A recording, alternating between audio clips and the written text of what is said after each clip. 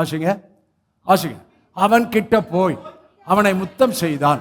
அப்பொழுது அவனுடைய வஸ்திரங்களின் வாசனையை மோந்து, இதோ என் குமாரனுடைய வாசனை கர்த்தர் ஆசீர்வதித்த வயல்வெளியின் வாசனையை போல் இருக்கிறது. நெக்ஸ்ட், தேவன் உனக்கு வானத்து பணியை மாத்திரம் தரல, கீழே வாசிக்க, பூமியின் கொழுமையும் கொடுத்து மிகுந்த தானியத்தையும் திராட்சரசத்தையும் தந்தருளுவாராக. என்ன பெரிய ஆசீர்வாதம் அப்பா போடுறாரு பாருங்க பிள்ளை மேல. என்ன பெரிய ஆசீர்வாதம் அப்பா பிள்ளை மேல போடுறாரு. அவர் போடலையா, பெர்த் ரைட்டு தீர்க்கதரிசன ஆசீர்வாதம் யாக்கோபின் மேல் இருந்தது.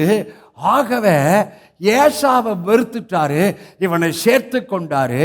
அங்கே ரோமர் 9ஆம் அதிகாரத்தில் தேவ தீர்மானம் கிரியினால் அல்ல அழைத்தவராலே நிலைநிறுத்தும்படிக்கு மூத்தவன் இளையவனுக்கு வேலை செய்வான் என்று சொல்லப்பட்டது.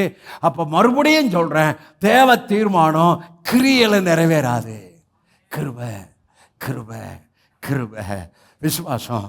உங்க பலவீனத்தை சொன்னா தேவ தீர்மானம் நிறைவேறிடும். நான் பலவான்னு நினச்சாவே நீ அவுட் ஆயிடுவேன். நான் ரொம்ப ஜெபம் பண்ணிட்டேன்னு சொன்னாவே நீ அவுட் ஆயிடுவேன். நான் ரொம்ப ஹோலினஸாக இருக்கிறேன்னு சொன்னால் அதை விட டேஞ்சராக நீ மாட்டிக்குவேன்.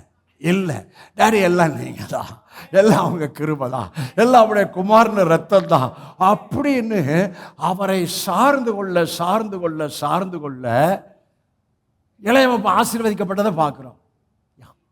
ஏமேன், அவர் தீர்மானத்துக்குள் ஆசீர்வதிக்கப்பட்டதை பார்க்குறோம். அது என்ன ஆசீர்வாதம்? மறுபடியும் வாசிங்க. தேவன் உனக்கு வானத்தின் பனிமையையும் பூமியின் கொழுமையும் கொடுத்து மிகுந்த தானியத்தையும் திராட்சரசத்தையும் தந்தருளுவாராக. ஆமென். உங்களுக்கு சொல்றேங்க, எனக்கு சொல்றேங்க, டாடி காட் உங்களுக்கு வானத்தின் பனியையும் பூமியின் கொழுமையும் கொடுத்து மிகுந்த தானியத்தையும் திராட்சரசத்தையும் தந்தருளுவாராக. இங்க 2 வருது, வானம் மாத்திரம் இல்ல பூமியும் வருது. கரெக்டா? ஹலோ. ஆனா பூமியில தான் ஆசீர்வாதம். ஆனா என்ன மேல கீழே ஆசீர்வாதம், என்ன மேல கீழே ஆசீர்வாதம். பூமியில தான் ஆசீர்வாதம், ஆனா என்ன மேல. இங்க 2 ஆசீர்வாதத்தையும் ஈசாக்கு தன் மகன் யாக்கோபுக்கு சொல்வதை பார்க்கின்றோம். அது தேவ தீர்மானம்.